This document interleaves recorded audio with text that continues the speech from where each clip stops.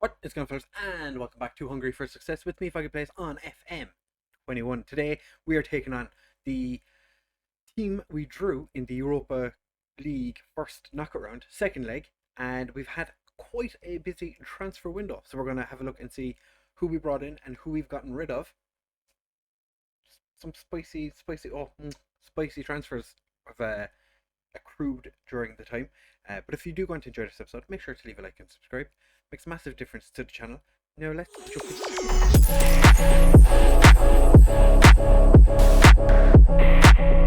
as you can see from the last episode, we've been busy. We went and won many games, played a couple of games in January on friendlies, drew with Fenerbahce, which was an interesting one. Didn't expect that, but we did lose to Juventus, as I suppose you would expect. We beat Meshkoved, which was a difficult game. Wanaro picked up an injury in that game. He's only just returning now. Then we smashed the team in the Hungarian Cup. Lost to MTK, which was very disappointing. This run of form here was not happy with. MTK beat us. We just beat Ferver after bringing Riffin on off the bench, and he scored a brace for us, which was fantastic. Got himself man of the match, even though he only came on in the 78th minute, 71st minute maybe. Then against Ferencváros, we just were not at the races on the day. Beat Shagid comfortably. There's a couple of names. There's definitely a name in there for goal scorers you don't recognise. Beat Hunvid, Versace scoring himself a cheeky little hat trick. Then against Shagid again, 2 penalties, given away by both their centre backs, which was quite a nice way to play the game. I looked away and we scored a 5th, which was snazzy. Then against Benfica, very unlucky not to win this game.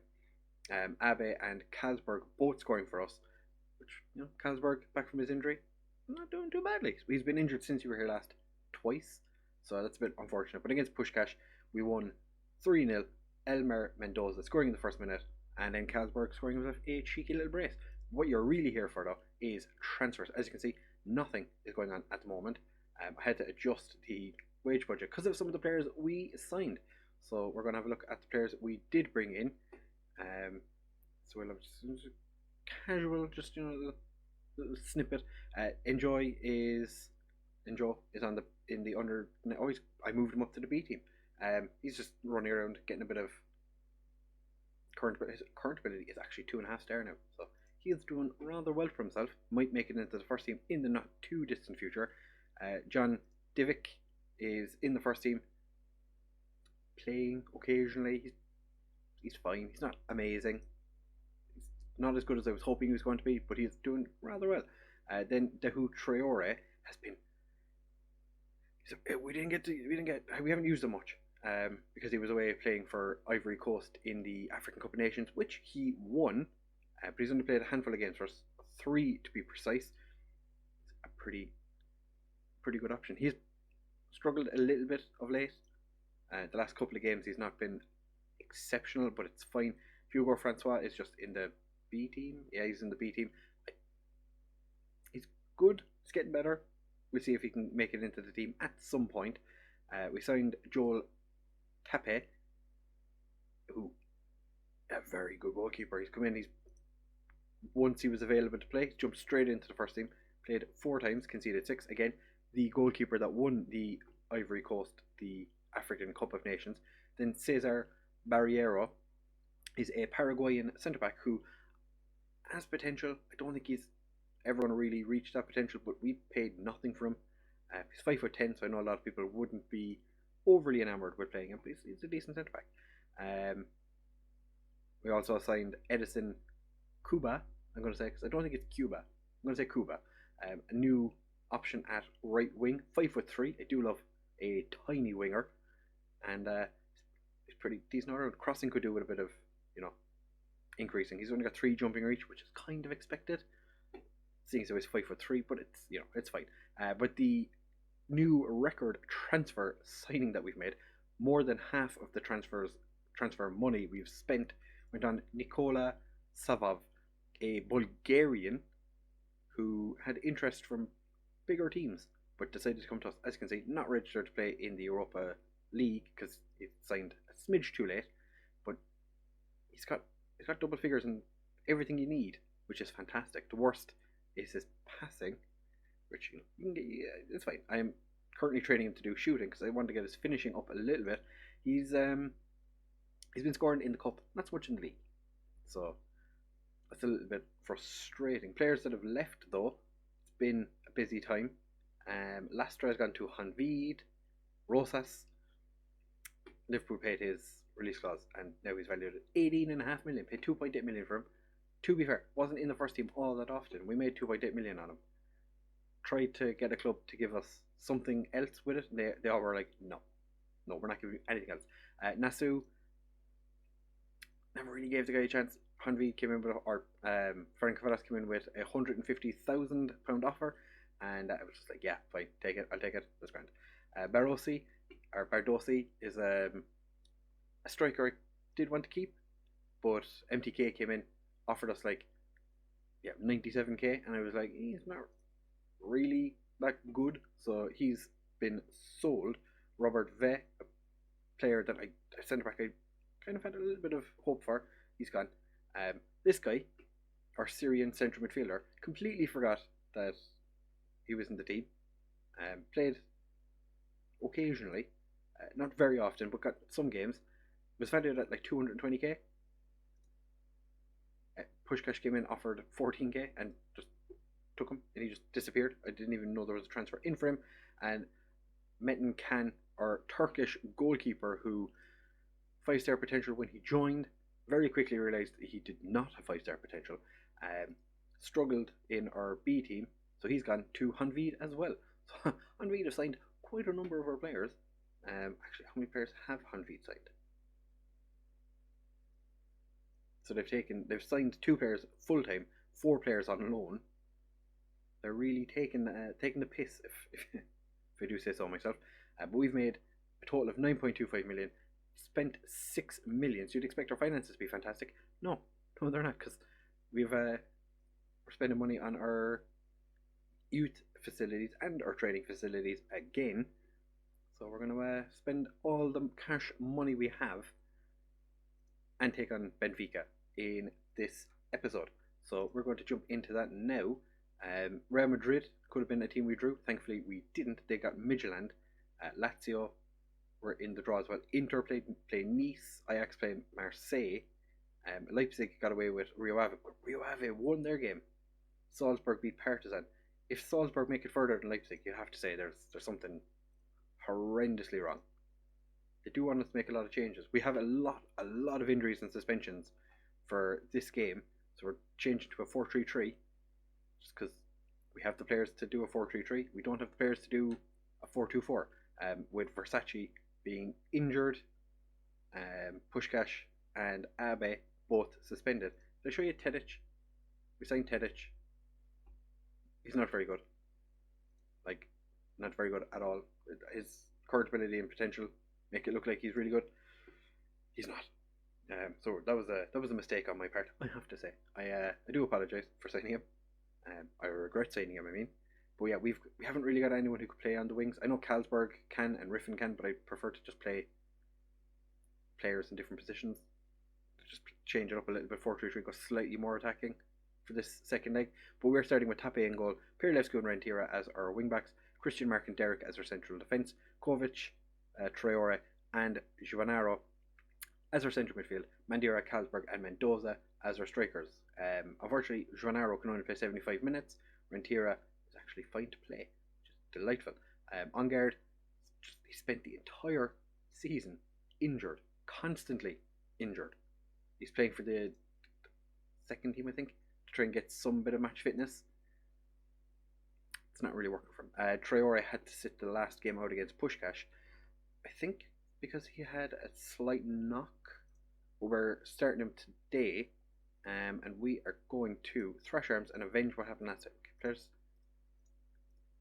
indifferent mostly, but I'm hoping that Mendoza can pick up where he left off in the last couple of games. I hope Carlsberg can actually get involved as well, because Carlsberg has been pretty decent in the last 2 games or so. They are just stacking the midfield, and Carlsberg does get a goal, 10th of the season. Pull Carlsberg he seems to be the constant in this team, because even though Rosas and Abe have come in, he still gets plenty of first team football. And he scores plenty of goals. Abe, I think, is probably going to want to jump ship this summer because he doesn't seem overly happy with how things are going at the minute, and it's a little bit disappointing because he is a good player. Mendoza's just put that one wide. We have taken the lead overall as well because we do have the 2 away goals and we've equalised the scores. So all things being considered, not doing too bad. And Mandira, 25th of the season. Every time I think that we've got a better striker, Mandira just continues to score all the goals, and we just sit here kind of going, well, Mandira. Surprising as well, no clubs have come in for Mandira this season, which when we brought in Mendoza and more recently when we brought in that Bulgarian guy whose name I don't remember, I would have thought that Mandira might have been like, hey, maybe I leave, but he hasn't. So I'm happy, thus far anyway. We're doing decently well so far. I don't want to jinx it, because I partly guess Darwin Núñez scores to equalise on aggregate, but we are still ahead because of the fact that we have 2 away goals. They only have 1 now. Let's see what happens for the remainder. If we score here, I'd be happy. Kovic smashes it off one of the defenders. Traore finds Perilevscu all the way to Rentira, and it's gone in off one of the centre backs. Diego Quiroz puts it in the back of the net, and we are going into half time potentially 3-1 ahead. This was absolutely bombing wide until the defender, he didn't even know anything about it. He just stood there just enjoying life, and then all of a sudden he's not enjoying life anymore. I'm going to put my fists and say I believe everyone has got what it takes. We've motivated the majority of the players. Mendoza's not having a great game. That is maybe we swap Mendoza over to the right. He's either footed. Yeah, he's either footed, but he seems to just he's struggling of late. I'm not enjoying it. Not enjoying it at all. But we're going to start the second half.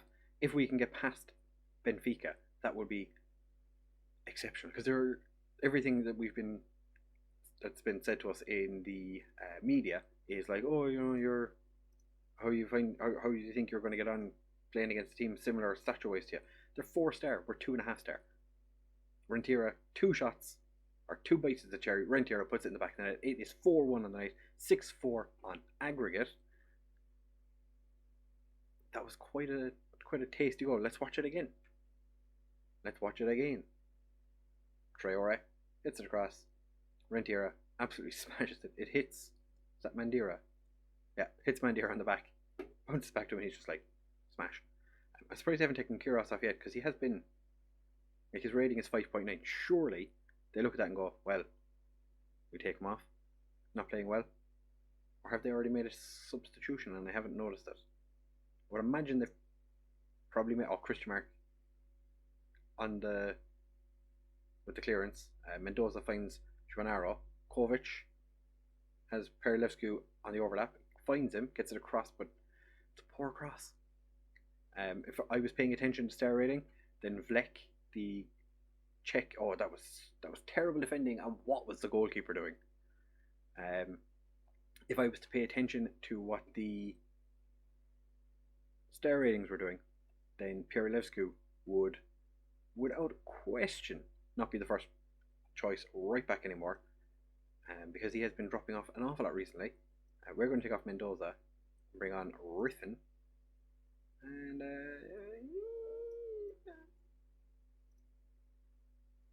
make him a pressing forward. Have Carlsberg plays the advanced forward on the right, because he's right footed. We'll see how he gets on. We do have one more substitution after this. But yeah, Vlek has occasionally got a higher star rating, and sometimes it goes back down. It's star ratings in this game. Anyone who pays major attention to them, you're doing it wrong, unfortunately. I personally think if you're paying attention to star ratings, then you're missing a trip. But we are 4-2 up on the night. I knew saying that was a bad idea. I knew saying that was a bad idea. It's 6-6 on aggregate. As it is right now, Benfica are the ones going through. If we lose after scoring 4 goals, I'm going to encourage the lads. I know we're winning, but it's even on the night. We do need to push forward and score a goal now.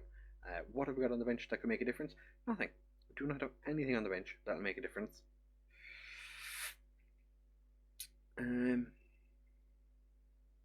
Kovac isn't having the best day games. We put Katona on. Just swap them over this way. Pump our fists. Like, as it is right now, nothing. It's like we're doing nothing. So we're going to demand more. We're going to go very attacking for the final bit, and we've got knocked out. God damn it. Can't fault you for the effort. Like, to be fair, we did well. Tapia played a 6.4. Barkelia played a 6.5. Yeah. That's unfortunate. But let's see. Real Madrid went through, Lazio went through, Zenit, Inter went through on away goals, Ajax went through on away goals, Salzburg went through, and Leipzig managed to make it 2 Red Bull teams in the next round. It's quite unfortunate we got knocked out. But we weren't even supposed to make it that far. Tedic is no longer concerned. Barriero is no longer concerned. That's fine. We have got Ferencváros in the next round of the Hungarian Cup quarterfinals. So, should be an interesting one. League-wise, I shouldn't even show you the league. We are 3 points clear of Fervar and Ferencváros, so it's a bit tight at the top, you could say. When are we going to come back for the next episode?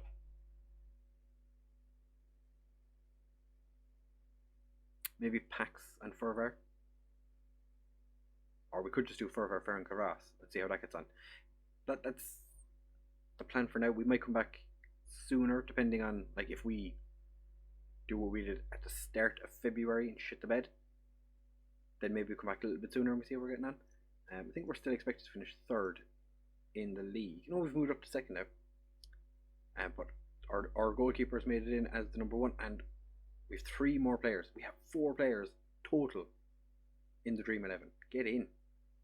Like, Abe has just appeared out of nowhere as the best attack midfielder in the league. Okay, that's fair enough. Kisharda did also sack their manager recently, because they've only 2 wins all season. They're not having a great time. I had a look as well. The Hungarian job, still not available. ZTE have recently sacked their manager as well. Where's the Hungary? Yeah, it's still stable. We'll have to see how it gets on. Marco Rossi, hopefully gets the boot soon. Can only wait and see, I suppose. Peter Bosch. Yeah, we had a potential to get some international job, but I want the Hungarian one. So I'll have to see how we get on with that. If you did enjoy this episode, do make sure to leave a like, comment, and subscribe. Share it with all of your friends, and I'll see you in the next one.